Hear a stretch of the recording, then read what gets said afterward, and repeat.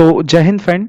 Today we are going to start a new topic और उस topic का नाम है रिटन एंड अनरिटन कॉन्स्टिट्यूशन में क्या डिफरेंस होता है।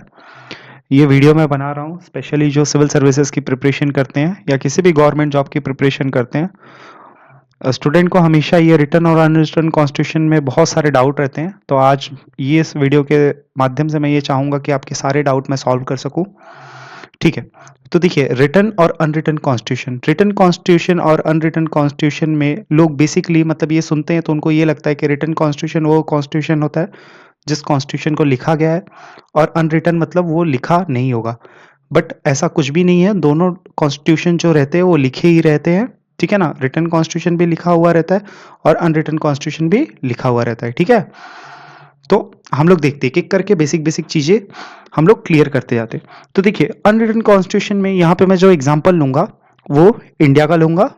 ठीक है, और यहाँ पे जो मैं अनरिटन रिटन कॉन्स्टिट्यूशन में जो एग्जांपल ले रहा हूँ वो इंडिया का ले रहा हूँ, और अनरिटन कॉन्स्टिट्यूशन में जो एग्जांपल लूंगा वो मैं यूनाइटेड किंगडम का लूंगा। ठीक है ना, ब्रिटेन का।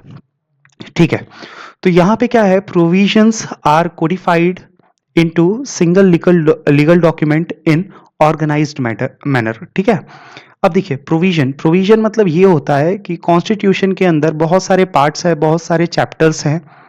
ठीक है ना, तो ये पार्ट हुए, जो चैप्टर्स हुए, और जो आर्टिकल्स होते हैं, क्लॉजेस होते हैं, सब क्लॉजेस होते हैं, इन सारी चीजों को ही हम क्या बोलते हैं, प्रोविजन बोलते हैं। ठीक है ना, तो प्रोविजन जो होते हैं वो कोडिफाइड होते हैं। कोडिफाइड मतलब ये बोल सकते हैं कि जैसे यहाँ पे आप देखते हैं पार्ट 1 लिखा रहता है। ठीक है ना, तो ये एक कोड दिया है, part two of constitution, part 3 of constitution, ऐसे करके आपको पार्ट्स में चीजों को डिवाइड मीन्स एक पर्टिकुलरली पैकेट्स में मैं ये बोल सकता हूँ कि पर्टिकुलर पार्ट में इस पार्ट के थ्रू आपको बताएगा कि हम लोग टेरिटरी से डील कर रहे हैं।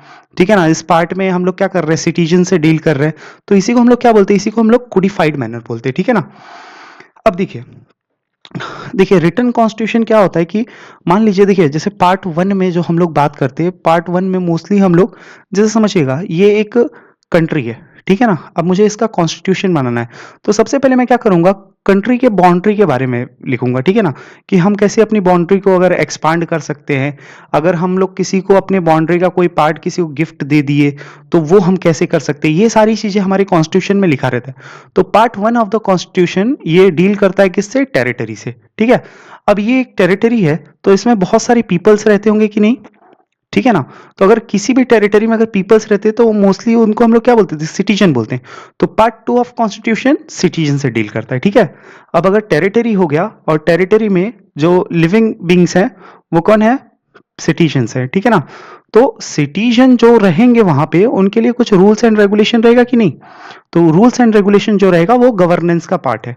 ठीक है, तो जैसे मैं पार्ट 1 के बारे में बात करूं, पार्ट 1 सिटी टेरिटरी के बारे में बात करता है, part 2 of constitution is citizen, part 3 fundamental rights, citizen के क्या क्या फंडामेंटल राइट्स रहेंगे। ठीक है ना, पार्ट 4 जो है वो है डीपीएसपी। ठीक है, पार्ट 4 ए जो है वो डील करता है किससे, फंडामेंटल ड्यूटीज से।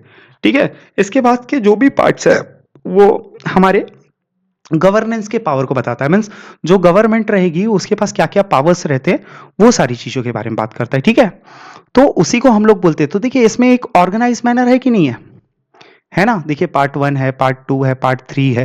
देखिए टेरिटरी, फिर सिटीजन, फिर गवर्नेंस की बात की जा रही है, जो वो सिटीजन के ऊपर रूल एंड रेगुलेशन को बाउंडेड करेंगे। ठीक है ना, तो ये सारी चीजें। अब हम लोग बात करेंगे अनरिटन कॉन्स्टिट्यूशन में। तो अनरिटन कॉन्स्टिट्यूशन में क्या होता है कि प्रोविजन जो होते हैं वो कोई कोडिफाइड मैनर में नहीं लिखा रहता है। ठीक है, और वो एक स्कैटर्ड मैनर में रहता है। ठीक है, अब इसमें क्या मतलब, देखिए मैंने आपको बेसिकली बताया कि पहले कैसे हम लोग टेरिटरी से डील करते हैं, फिर हम लोग सिटीजन से डील करेंगे, और सिटीजन के बाद हम लोग गवर्नेंस से। ठीक है, बट इसमें क्या होता है, इसमें ये होता है कि मान लीजिए उन्होंने पहले लॉ बनाया किसके लिए, गवर्नेंस के लिए बनाया, मीन्स कोई ऑर्डर नहीं रहता है किसी के लिए, कभी भी वो लोग क्या कर सकते हैं, लॉ बना सकते हैं। हो सकता है कि पहले उन लोग ने गवर्नेंस के लिए बनाया होगा, फिर टेरिटरी के लिए बनाया होगा, फिर सिटीजन्स के लिए बनाया होगा। मीन्स कोई कोडिफिकेशन नहीं है, कोई पार्ट नहीं है, पार्ट 1 नहीं है, पार्ट 2 नहीं है, कोई चैप्टर्स नहीं है। समझ में आ रहा है ना, ये आपको मैनर में मीन्स स्कैटर्ड मैनर में मिलेगा। ठीक है ना, अब समझिए अगर मैं अगर बोलूं अगर इंडिया का मुझे कॉन्स्टिट्यूशन चाहिए तो मुझे एक बुक मिल जाएगा। ठीक है ना, जिसमें कॉन्स्टिट्यूशन ऑफ इंडिया का रहेगा। ठीक है, कॉन्स्टिट्यूशन ऑफ इंडिया। अगर मैं बोलूँ ब्रिटेन से कि भाई मुझे आप अपना कॉन्स्टिट्यूशन दो, तो उनके पास बहुत सारे ऐसे पेपर्स में आपको लॉ करके मिलेगा। मीन्स एक स्पेसिफिक बुक नहीं है जो आपको दे सके और बोल सके ये ब्रिटेन का कॉन्स्टिट्यूशन है। समझ में आ रहा है ना? वो ऐसे करके बहुत सारे डॉक्यूमेंट्स आपको देखने को मिलेंगे और उनके जो भी लॉज पास होते हैं वो सारे लॉज क्या होते हैं? कॉन्स्टिट्यूशनल लॉ होते हैं। लेकिन हमारे यहाँ पे सारे लॉज कॉन्स्टिट्यूशनल लॉ नहीं होते, बहुत different different kind of law है। ठीक है ना? अब सेकंड जो पॉइंट बोलता है वो बोलता है enacted 26 November created by single authority that is constituent assembly. ठीक है, यहां पे देखिए सिंगल अथॉरिटी। अब हमारा जो कॉन्स्टिट्यूशन है उसको लागू किया गया है एक स्पेसिफिक डे के दिन। ठीक है, जैसे 26 नवंबर 1949 में हमारा कॉन्स्टिट्यूशन बन गया, लेकिन 26 जैन 1950 को हम लोग क्या करते थे? इसको इनेक्टेड कर देते। मतलब इस दिन से हम लोग इसको क्या कर देते? इसको लागू कर देते। मतलब अब जो भी रूल रेगुलेशन होगा वो किसके अकॉर्डिंग होगा? कॉन्स्टिट्यूशन के अकॉर्डिंग होगा। बात समझ में आ रही है? और यहां पे क्या है कि कॉन्स्टिट्यूशन को बनाने के लिए क्या किया गया है कि मैं आपको बता देता हूं कि देखिए पहले उन्होंने कॉन्स्टिट्यूएंट असेंबली बनाया। ठीक है, कॉन्स्टिट्यूएंट असेंबली में बहुत सारे मेंबर रहेंगे। ठीक है, अब देखिए अब ये सिंगल अथॉरिटी जो है कॉन्स्टिट्यूएंट असेंबली का काम क्या था? कॉन्स्टिट्यूएंट असेंबली का काम यही था कि वो क्या करे? एक इंडिया के लिए कॉन्स्टिट्यूशन बनाए। समझ में आ रहा है ना? तो ये कॉन्स्टिट्यूएंट असेंबली कॉन्स्टिट्यूशन को बनाती है और कॉन्स्टिट्यूशन क्या करता है? कॉन्स्टिट्यूशन गवर्नमेंट सिटीजन टेरिटरी के बारे में एक्सप्लेन करता है। जैसे गवर्नमेंट की मैं एग्जांपल लूं तो गवर्नमेंट में लेजिस्लेचर, एग्जीक्यूटिव, जुडिशरी ये सारे आते हैं। तो इन लोगों को जो लेजिस्लेचर को पावर मिल रहा है क्या उसको करना है, एग्जीक्यूटिव को पावर मिल रहा है, जुडिशरी को जो पावर मिल रहा है, ये सारे पावर कौन दे रहा है? कॉन्स्टिट्यूशन दे रहा है। बात समझ में आ रही है? अब देखिए अभी कॉन्स्टिट्यूएंट असेंबली नहीं रहा, लेकिन कॉन्स्टिट्यूएंट असेंबली का बनाया हुआ कॉन्स्टिट्यूशन ही हमारा क्या है? एक गाइडलाइन है। समझ में आ रहा है? इसके बेसिस पे ही हम अपनी कंट्री को रन कराएंगे। ठीक है, अब हम लोग दूसरे साइड में बात करते हैं ब्रिटेन की। तो आप ब्रिटेन का देख सकते हो ये इवॉल्व हुआ है। इवॉल्व होना मतलब कहीं ना कहीं ये चीजों को मीन्स बोल सकते हैं कि ये एक प्रोग्रेसिव है। मीन्स कहीं ना कहीं इसने क्या किया? अपने आप को इवॉल्व किया, विकसित किया है। ठीक है, और ये मेनली जो बनाया गया है ये बहुत सारे अथॉरिटीज मिलके बनाए। मीन्स बहुत सारे लेजिस्लेचर आए होंगे। ठीक है ना? अब देखिए मैग्ना कार्टा जो वहां का, इस बेसिस पे इन लोगों ने क्या किया?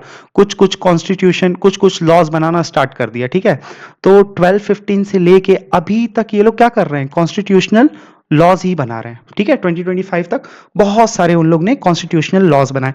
इसीलिए मैंने आपको बोला ना कि अगर आप उनसे कॉन्स्टिट्यूशन मांगोगे तो आपको वो बहुत सारे पेजेस दे देंगे, क्योंकि उनके पास जो भी लेजिस्लेचर जो भी लॉज पास करते हैं वो उनके लिए एक तरह का कॉन्स्टिट्यूशनल लॉ ही है। समझ में आ रही है मेरी बात? अब देखिए अब यहाँ पे जो बहुत सारे अथॉरिटी मतलब बहुत सारे लोग लेजिस्लेचर वाले जो पार्लियामेंट में बहुत सारे लोग आते हैं और वो लोग क्या करते हैं? अपने लिए लॉ बनाते हैं। ठीक है, अगर ब्रिटेन में अगर देखूं तो पहले किंग रहा करता था। ठीक है, तो जब एब्सेंट रहता था, मतलब जब किंग नहीं रहता था, तो ये असेंबली क्या, पार्लियामेंट क्या करती थी? पार्लियामेंट कुछ किंग की पावर अपने पास लेके रख लेती थी और बिल पास करवा लेती थी। ठीक है, कि किंग नहीं रहेगा। तो इन लोगों ने क्या किया है? इन लोगों ने धीरे धीरे पावर को अपने साइड शिफ्ट किया हुआ है। समझ में आ रहा है? मतलब किंग से पावर लेके पार्लियामेंट को पावर देते गए हैं। बात समझ में आ रही है मेरी? मैं क्या बोल रहा हूँ, मतलब समझिए अगर किंग नहीं है तो क्या करते थे वो लोग? देखते थे कि हाँ ये लॉ बनाने के लिए ठीक है ये पावर हम लोग पार्लियामेंट को दे देते थे। समझ में आ रहा है? तो ऐसे ऐसे करके इन लोगों ने क्या किया? पार्लियामेंट को पावरफुल बनाया है। ठीक है, अब जो नेक्स्ट कंपैरिजन है उसमें आपको समझ में आएगा। तो देखिए यहाँ पे क्या बोला गया है? यहाँ पे ये बोला गया है कि constitution come first and created legislature, executive and judiciary. मतलब मैंने आपको बताया कि इंडिया में कॉन्स्टिट्यूएंट असेंबली बनी। कॉन्स्टिट्यूएंट असेंबली का काम क्या था? कॉन्स्टिट्यूएंट असेंबली का काम था कॉन्स्टिट्यूशन बनाना। ठीक है ना? और कॉन्स्टिट्यूशन ने क्या किया? कॉन्स्टिट्यूशन ने हमारे यहाँ पे जितने भी गवर्नमेंट है उनको क्या दिया? उनको पावर्स दिया कि हाँ लेजिस्लेचर आपको ये पावर है, एग्जीक्यूटिव आपको ये पावर है, जुडिशरी आपको ये पावर है। बात समझ में आ रही है? मीन्स ये जितने भी पावर एग्जीक्यूटिव, लेजिस्लेचर और जुडिशरी के पास आ रहे हैं वो सारे पावर कहां से आ रहे हैं? कॉन्स्टिट्यूशन। कॉन्स्टिट्यूशन उनको पावर दे रहा है। अगर कॉन्स्टिट्यूशन अगर इनको पावर दे रहा होगा तो इनके ऊपर लिमिट्स भी कौन लगाएगा? कॉन्स्टिट्यूशन लगाएगा। बात समझ में आ रही है? अब यहां पे क्या बोला है? Parliament came first and keep making constitution till now. ठीक है, अब यहां पे मैंने आपको बताया था कि देखिए किंग से पावर लेके क्या होता था? किंग के एब्सेंस में ये लोग पावर लेके पार्लियामेंट को दे देते थे। ठीक है। फिर पार्लियामेंट का काम ये था, पार्लियामेंट का काम ये था कि क्या, कि ये क्या करेगी, कॉन्स्टिट्यूशन बनाएगी। समझ में आ रहा है ना, कॉन्स्टिट्यूशन बनाएगी। अब ये क्या करती थी पार्लियामेंट, अब देखो पार्लियामेंट ज्यादा पावरफुल है, क्यों, पार्लियामेंट को पावर दिया है कॉन्स्टिट्यूशन को बनाने के लिए, ठीक है ना। तो पार्लियामेंट के पास जब पावर रहेगा तो वो ये तो नहीं चाहेगा कि कॉन्स्टिट्यूशन के पास पूरा पावर चला जाए, कहीं ना कहीं मैं जो मतलब पार्लियामेंट जो किया जाए वो कॉन्स्टिट्यूशन के द्वारा, तो ऐसा बिल्कुल भी नहीं होगा। पार्लियामेंट देखिए कोई भी पावर अपने हाथ से जाने नहीं देना चाहता है, ठीक है ना। तो यहाँ पे पार्लियामेंट जो है वो ज्यादा पावरफुल है कंपेयर टू व्हाट, कॉन्स्टिट्यूशन। क्योंकि समझिए अगर कॉन्स्टिट्यूशन में कोई चीज बन रहा है तो पार्लियामेंट उसको चाहे तो खत्म भी कर सकता है ना, लेकिन हमारे केस में ऐसा नहीं है, क्योंकि हमारे केस में कॉन्स्टिट्यूएंट असेंबली ने कुछ पावर्स ऐसे दिए हैं कि मीन्स आप कॉन्स्टिट्यूशन के स्ट्रक्चर को नहीं चेंज कर सकते हो।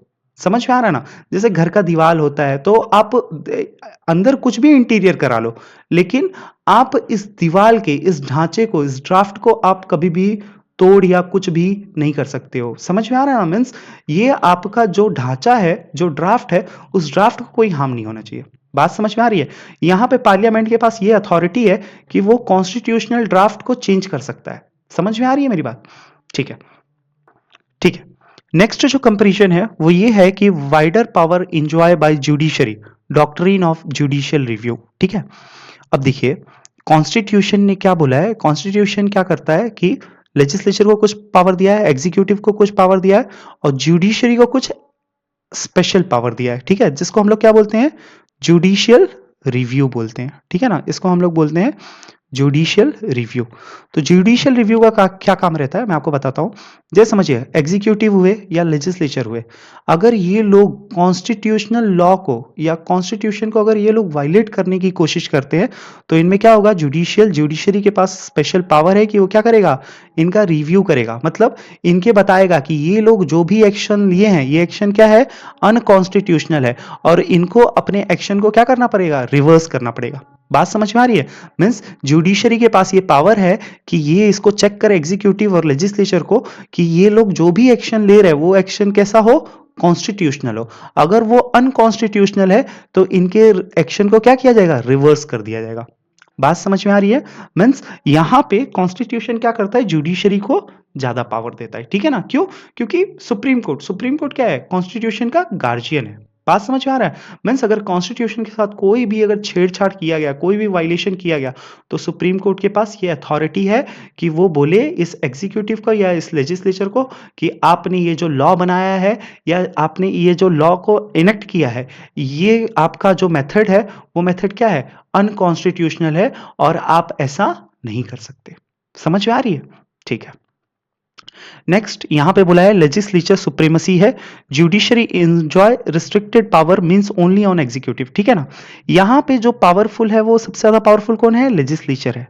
समझ में आ रहा है, लेजिस्लेचर के बाद जो है वो एग्जीक्यूटिव है और जुडिशरी है, और इवन कौन है, कॉन्स्टिट्यूशन है।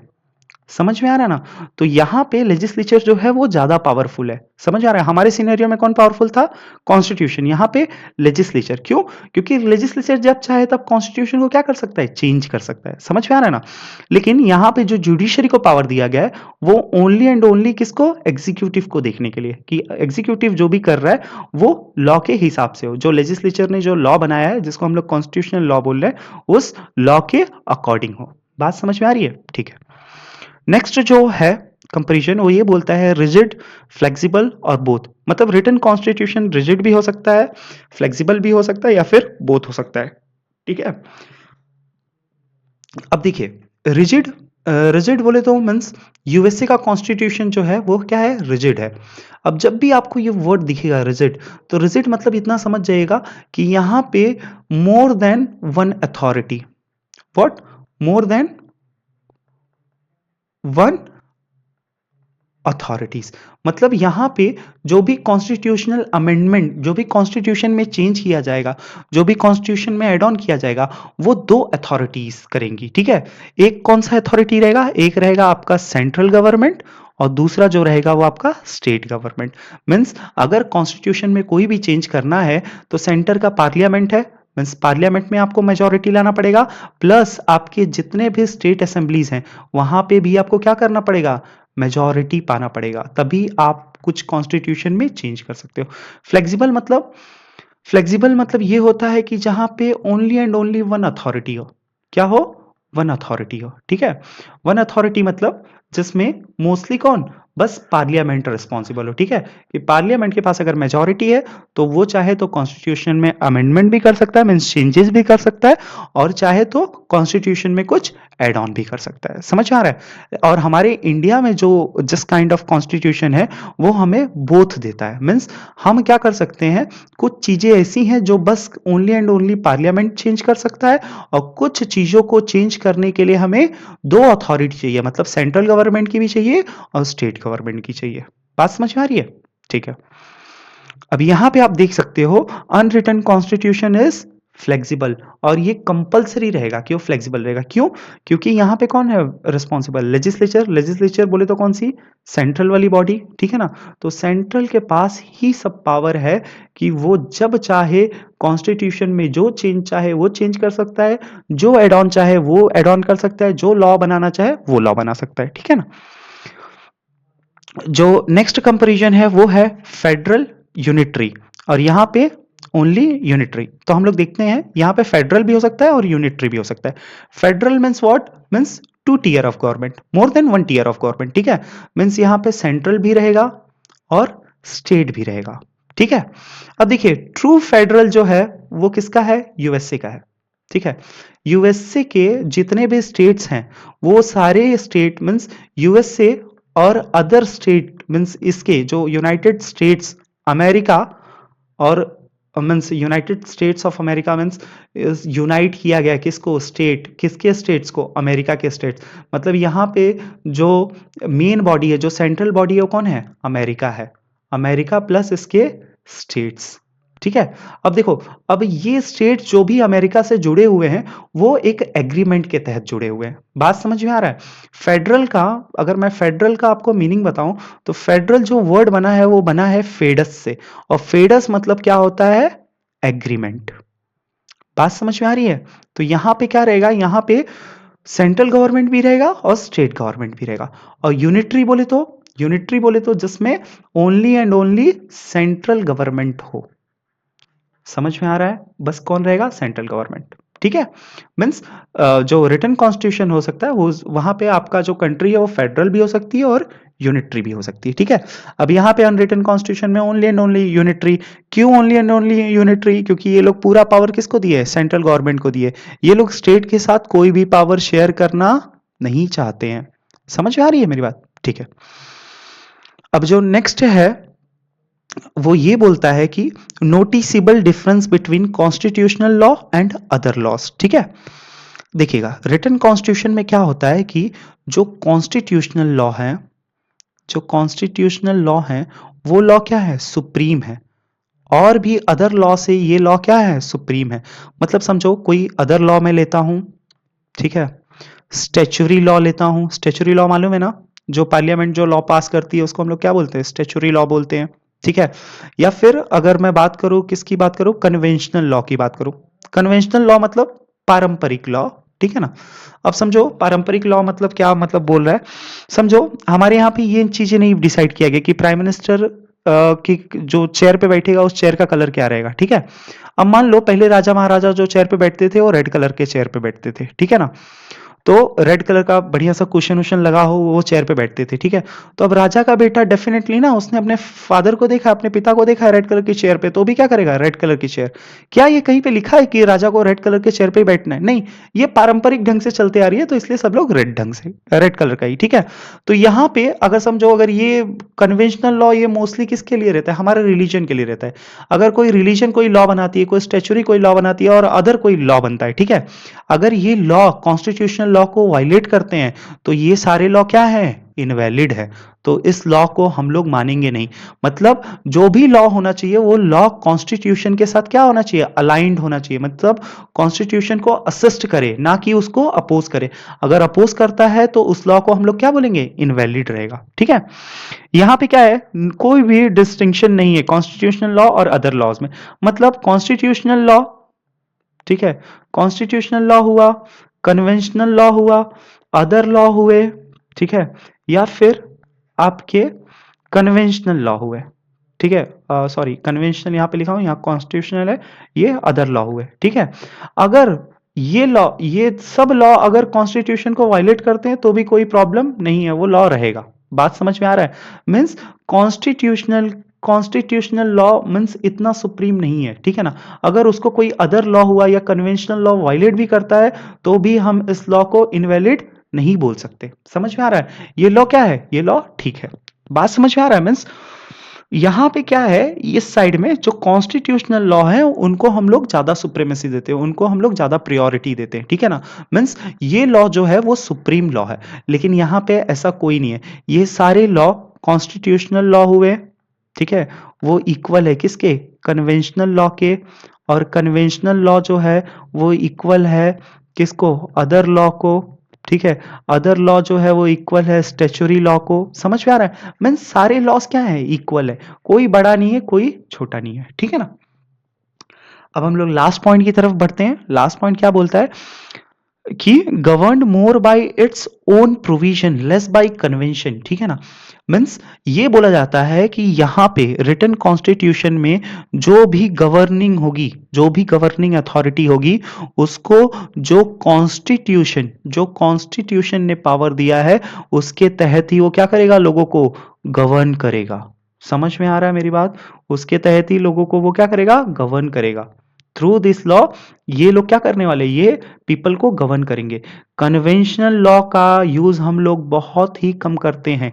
कन्वेंशनल लॉ का यूज हम लोग वहां पे करते हैं जहां पे कॉन्स्टिट्यूशन ने किसी पर्टिकुलर पॉइंट पे वहां पे कोई भी चीज नहीं बोला गया या कोई भी चीज लिखा नहीं गया, वहां पे हम लोग कॉन्स्टिट्यूशनल लॉ का यूज कर लेते हैं।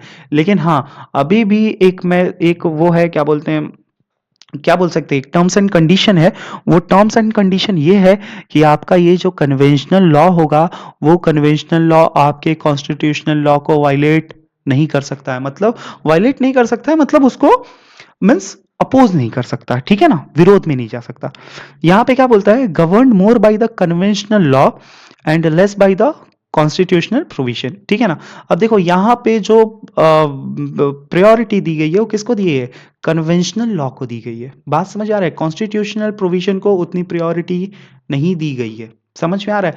मीन्स जो पारंपरिक ढंग से चलते आ रहा है उसी चीज को हम लोग उस लॉ को हम लोग ज्यादा सुप्रीम मानेंगे compare to what? Constitutional law को, ठीक है। अगर आपको मेरा वीडियो पसंद आया सो प्लीज़ लाइक करिए, सब्सक्राइब करिए और ज़्यादा से ज़्यादा अपने फ्रेंड को शेयर करिए। और मैं ऐसे ही वीडियोस के साथ, टॉपिक के साथ, जो भी कॉम्पिटिटिव प्रिपरेशन के लिए है उस टॉपिक के साथ मैं आते रहूँगा और मैं ट्राई करूँगा कि आपको और से भी बेहतर ढंग तक सिखा सकूँ। Thank you.